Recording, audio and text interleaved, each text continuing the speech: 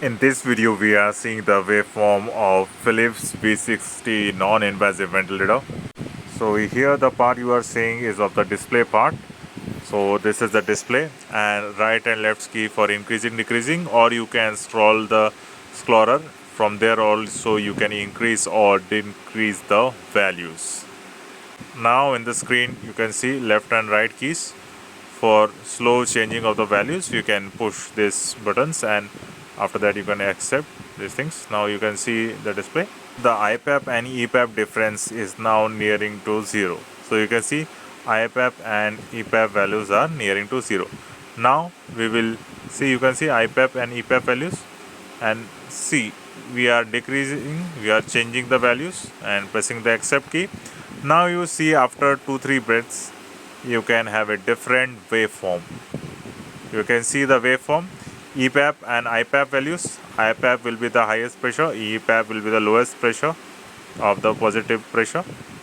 So you can see the IPAP highest pressure, EPAP the lowest pressure, and the EPAP won't be equal to 0, so there will be a some amount of positive air in the airway. Now in the top end of the display you can see the rate, VT, VE, exhalation PIP, VT leak, trigger, and TOT. When we want to change the mode, this is active mode in ST. So if we click on rate, so with our left and right we can increase or decrease, and accordingly we can accept. High time also we can increase and decrease with the keys, and if it is suitable or if it has reached the required value, we can accept it.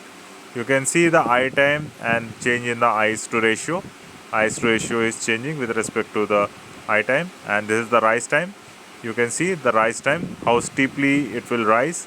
So this is the rise time, and with left and right keys we can change the steep, and after that we can have an acceptance.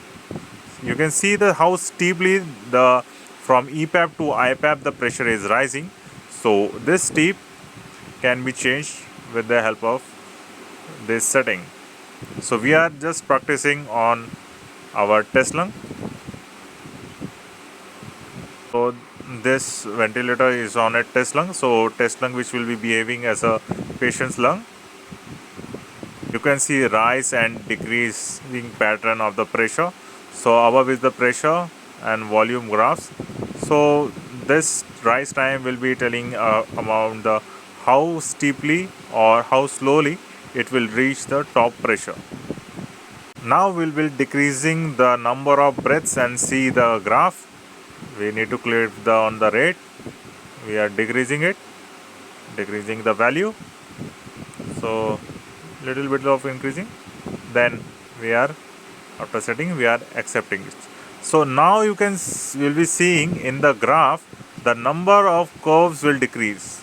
You can see the slowly and slowly the number of curves will decrease. So the rate has decreased, so the visual representation of the curves will decrease.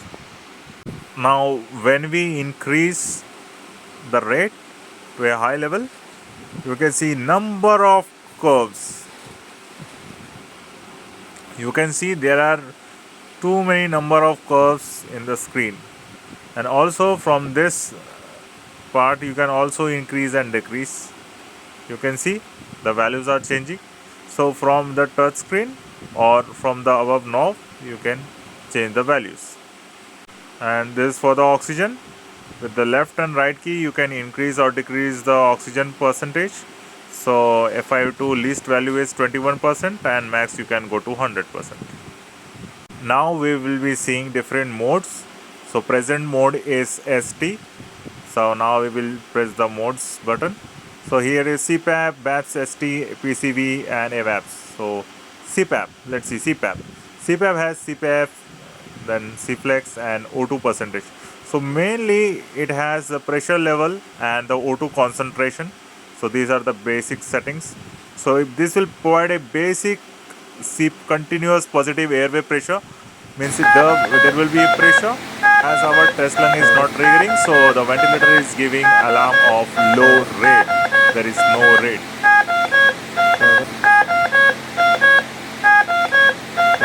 Now we will be changing the mode. We will try to change the mode.